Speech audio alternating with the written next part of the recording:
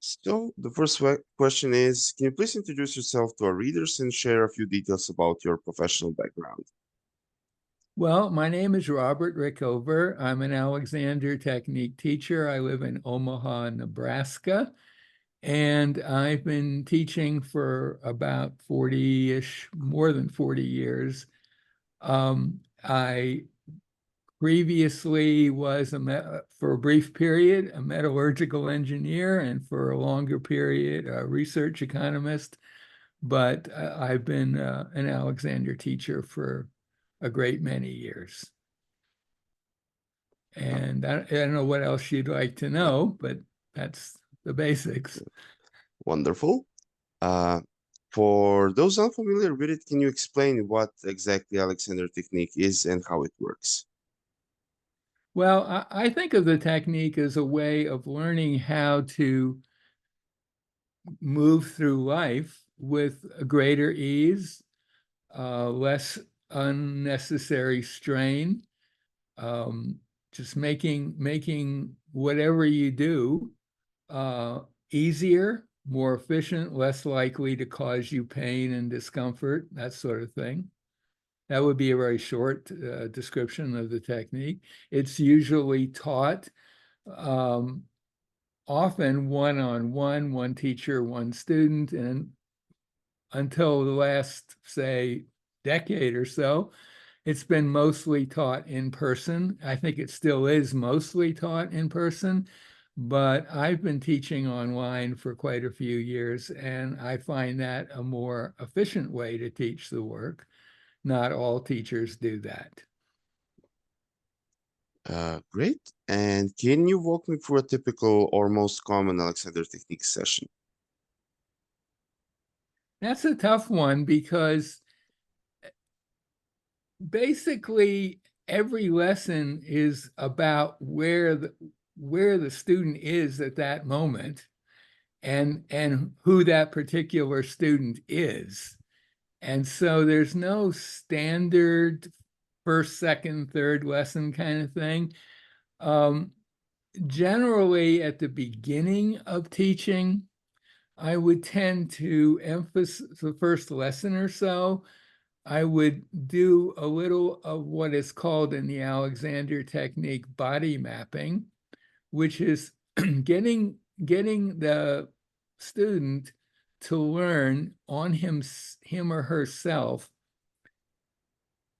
where key joints are in their body, what key structural aspects of their body. So it's a kind of a very simple anatomy, but it's not anatomy at a distance. It's anatomy about you, your own self. And that can often in itself create some pretty interesting changes in the student's ability to move and move more easily and to improve their posture. Yeah. But I will say also that after that, the most important thing that I teach is how a student can learn how to self-direct him or herself. My goal is to get the student um, able to look after themselves without my help.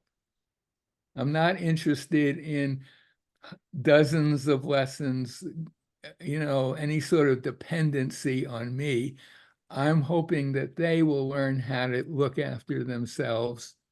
And I find that usually that can be pretty quick after maybe 10 or 12 sessions, sometimes less than that. Wonderful. And can you tell me what is constructive rest? Oh, constructive rest. Well, that's an aspect of the technique that's really open to anybody to explore. You don't have to be taking Alexander lessons. It's basically a position where you lie on the floor, usually on a carpet or a yoga mat. You have some support under your head, and your knees are elevated relative to your hips. So sometimes it could be your legs bent and your feet flat on the floor, or it could be something under your knees like a roller that keeps them higher than your hips. And that configuration in itself takes as much compression off your spine as you can do in a normal situation.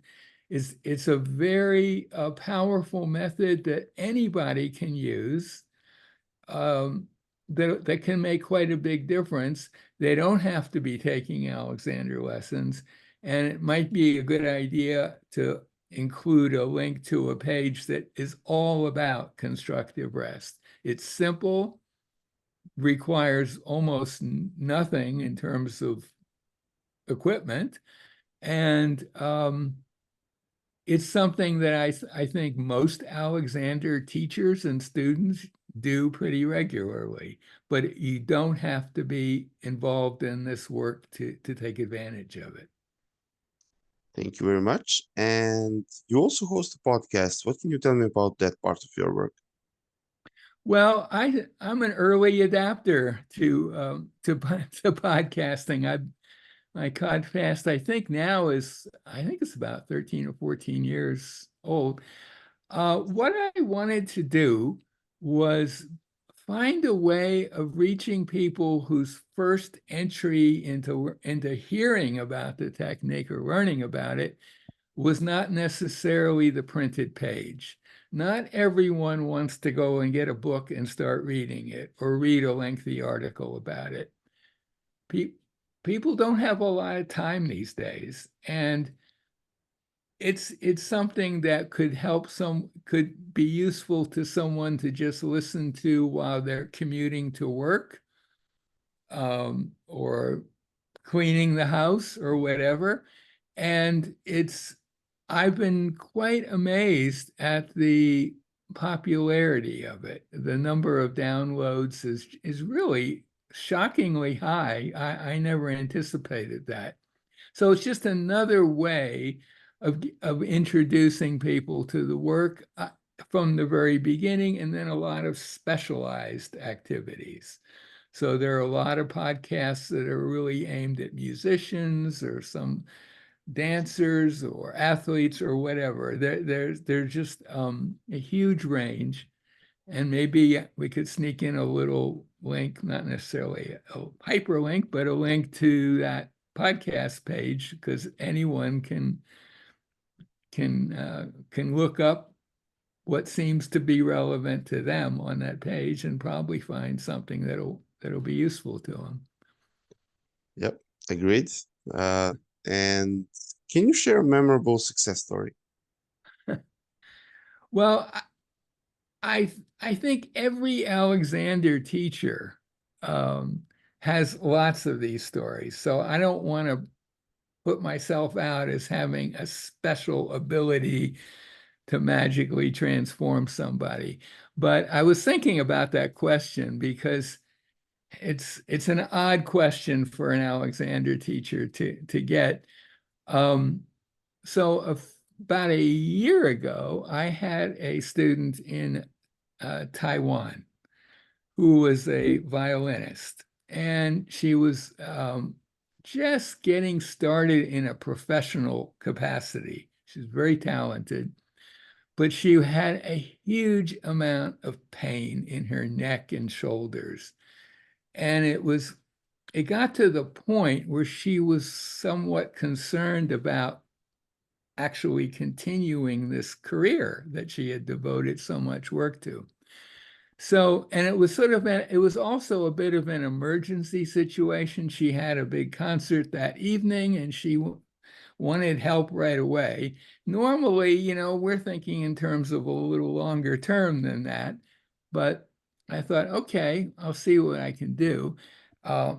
Fortunately, she had a full-length mirror that she could stand in front of so she could observe herself. And I asked her to just start playing something. And immediately I could see, it took a little while to get her to see it, but I could see that what she was doing when she placed the violin on her shoulder was not to just place it on her shoulder, but to hunch that shoulder up like crazy, and that it stayed up the whole time she was playing. And I thought, well, that's going to not be very comfortable for the neck. So I got her to just practice not even playing, just placing this object called the violin on her shoulder and do nothing. It took about 15 minutes to get that. But once she got that, I said, okay, put it on your shoulder. Don't do anything except move your bowing arm and play something for me. And she couldn't believe the difference. You know, it was a huge, huge difference. And that's a kind of a body working thing and a body mapping thing in a way. And we went on to have a series, I think, of about a dozen lessons over the next few months. But she said, she told me the next day she had never played more comfortably in a concert. And I thought, well, that's a pretty simple intervention. And it's based on basically observing in yourself what you're doing that's getting in the way and learning how to stop doing it, which is a pretty key element to the Alexander technique. Wonderful. Sorry, you wanted to continue? Did I cut you off? That's it. I consider that kind of a success story. Yep, yeah, it definitely is, Yeah, but huge, I want huge to thing. emphasize that I think any competent Alexander teacher could have helped her in that, not necessarily did exactly what I did at that time, but would have addressed that pretty quickly, because it's very apparent. Alexander teachers are very tuned into observing people's patterns. And, she had been doing this without any awareness she was doing it until I kind of woke her up to it, you might say. So, yeah, that's all I got to say about that. Thank you very much. And that's it, what we have for prepared questions. Is there anything else that you would like to add that we haven't covered? No, not really. I think anyone who's experiencing discomfort or pain or who feels they're not doing what they want to be doing as efficiently as they might be, and this would be particularly for performers, musicians, dancers, actors, where their livelihood depends on their ability to